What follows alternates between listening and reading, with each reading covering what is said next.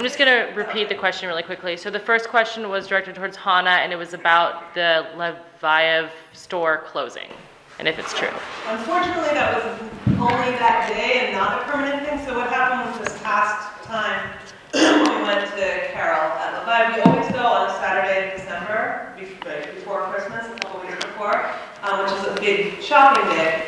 And it has never been closed before. It was closed. And we asked around, we asked some neighbors, and got differing stories. But somebody had said, yeah, it's been closed for a little while now. So we thought it might be permanent. We were hoping that it was.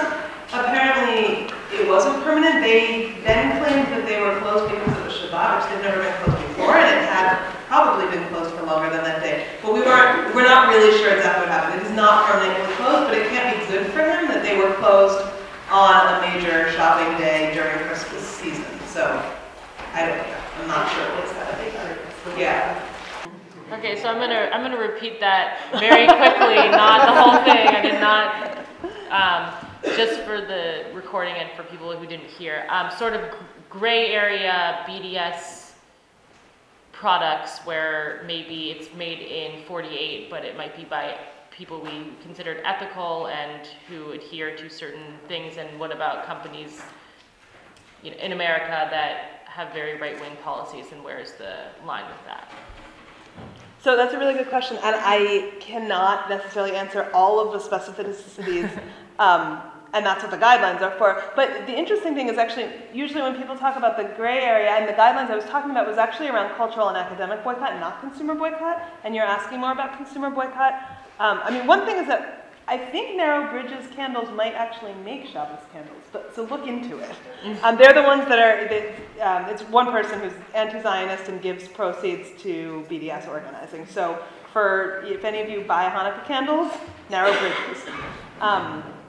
But, so in terms of that, as far as I understand, the consumer boycott call is a blanket call against Israeli, and by Israeli, it doesn't mean Israeli individuals in the US, but if it's an Israeli company, then I believe that would be covered under the call. Now, there's the question also, is it a good target or not? And then similarly, if there's a company that's not, that doesn't fall under the call because it's, just an American company, but they have really offensive politics and you don't want to support them or give them your money, then you shouldn't. But it's not necessarily because the BDS guidelines tell you that. I mean, what the BDS movement often says is we're giving you guidelines that are above and beyond common sense. Your common sense tells you if something's offensive, boycott it. We're giving you the above and beyond, which is mostly about institutional connections.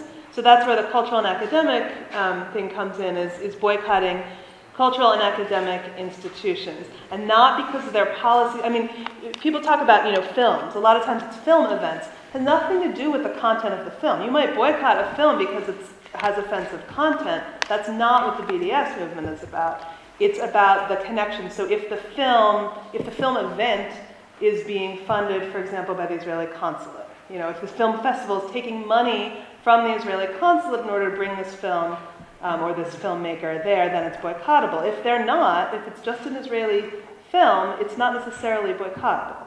So those are where the guidelines come in around the cultural and academic boycott. The guidelines, they were put out a few years ago, and then they were both academic and cultural boycott updated this past summer. So they're fairly recent. The other thing is that when people have questions about whether something is boycottable or not, PACB is always happy to answer questions about that. So you can email them and ask them, and sometimes they have to discuss, because oftentimes it is a little bit hard. They're sort of, as they go along, they're trying to be as consistent as possible, but there is this gray area where they do have to constantly revise their calls. I think I saw Marla, and then in the front. Okay, this is a slightly different kind of question because it has to do with the nature of the call. And then you underlined it's a non-violent call. And so I'm asking a question about what is the point of saying it's non-violent, right? Because I think at other events for Israel-Apartheid Week, some people feel like they're all of a sudden put on the defensive and having to say, oh my God, someone threw a rock. Like, does that mean that's not as good as BDS kind of thing? So it gets very, is it supposed to be Martin Luther King versus the Black Panther Party talking about self-defense? So I wondered if sometimes the use of nonviolence doesn't undermine self-defense actions on the part of Palestinians or not. So I was just wondering if you guys could, I don't know if you've encountered this issue. It seems to have come up at a number of events. So I guess we'll leave it open to all. So Hannah, do you want to start? I think that's a really good point. And I don't usually say nonviolent. I think a strength of nonviolent campaigns in general, not of talking about nonviolence as a discourse, I think a strength of nonviolent campaigns in general is that they can involve more people, they can be more grassroots. So that's, talking about nonviolence as a strategy, I think that's one thing. I think specifically pointing out that BDS is nonviolent does sometimes undermine other struggles. And the BDS, and people who are involved in BDS, people who called for BDS in Palestine, are not people who are denouncing other tactics. They're saying this is one tactic, but they're not saying none of these other ones are legitimate. So I think that's a really good point. Anything you want to add? Well, I think it would be really impossible to form a worldwide movement for Palestinians seeking justice without it being nonviolent. For one thing, we're able to follow what has been done and accomplished in South Africa. And then, we already get accused of being violent when it's a fully nonviolent movement.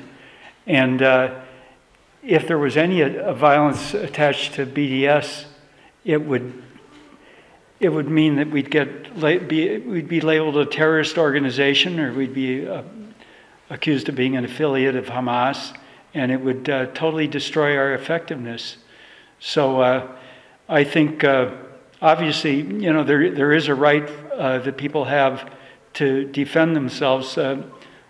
People under occupation have a right to respond with arms, but a national movement of boycott, divestment, sanctions has to be nonviolent, in my opinion. I don't think the question is necessarily whether the BDS movement should be violent, but whether talking about it specifically as nonviolent then undermines other strategies. Right. Which is a little bit different. It's not like should the BDS movement take up arms, but... No, I didn't mean it that way either. But we can't... it seems like an easy way for the defenders of Israel to get in and undermine what we're doing if there's any suggestion of supporting violence or talking about violence. It seems like it's a way to really destroy our credibility. So I was just going to ask the unanswerable question, which is, and I understand that BDS is a strategy. And I know that there's no easy answer to this, but what is the solution? Like if we're talking about, apartheid, and I know at a time there were proposals to have black homelands within white South Africa, and obviously that was a bad solution that couldn't be fulfilled. That seems to me similar to the two-state solution. To me it just perpetuates racism.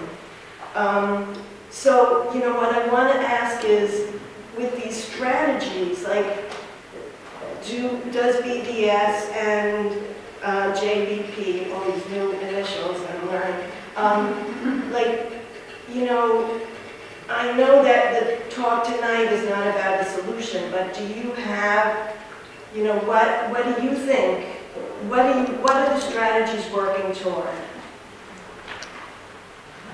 I can answer for the JVP, if that's important. JVP makes it, on purpose, does not address a one-state or a two-state solution because we are Americans and we do not think that as Americans we have a right to tell people how to determine themselves. We believe that being anti-occupation and supporting a Palestinian-led struggle against occupation is our role, and we can do everything that we can do here to stop that. But I think people do have individual opinions, but I don't think as an organization we take a stand on that. We just want a just solution. I know that it's political, but I don't think it's my right as an American Jew to tell people who live daily under occupation and siege how to determine themselves. So. Should we go this way? Order, other way. Yeah, start with Thomas. Well, I think that often what defenders of Israel try to do with that question is get you to say that, oh, well, you think that one state would be the ideal solution, and then they'll counter that with saying that, well, you're trying to destroy the Jewish state or something like that.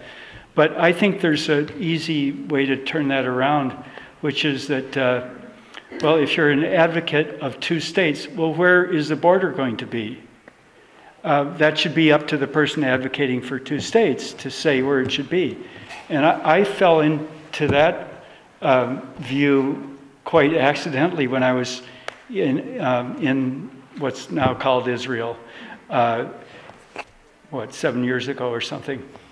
And I met a woman from a settlement. She was living on a settlement that was put on the land that belonged to my friend's village originally. And I asked her innocently, well, where do you think the border should be, as we were talking about this issue? And she couldn't answer it. And she said something about, well, that has to be negotiated. And I said, no, what do you personally, where do you think it should be? And she couldn't answer me. And there's no answer, because if you're familiar with the extent of the settlements, there's just nothing that could work for keeping, those settlements within some reasonable state and having a viable Palestinian state. It's way past that today. A really quick comment, because we're running out of time. Okay.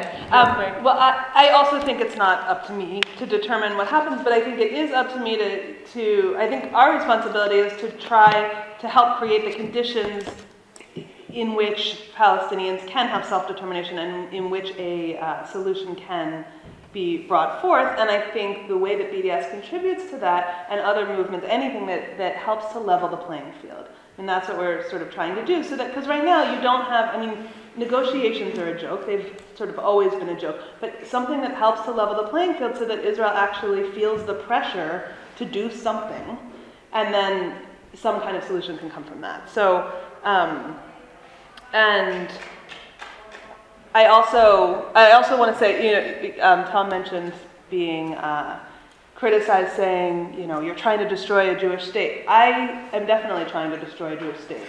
Now, that doesn't mean physically destroy a Jewish state, but the concept of a state in which Jews have more rights than the indigenous population who are there because they are Jewish. So, to me, thinking about a two-state solution or any number of states doesn't necessarily make a lot of sense. If you're really talking about implementing all of the rights, then what's the point of having lots of states in it? But any solution in which all of these rights that are laid out in the BDS call are implemented is a solution that would be acceptable.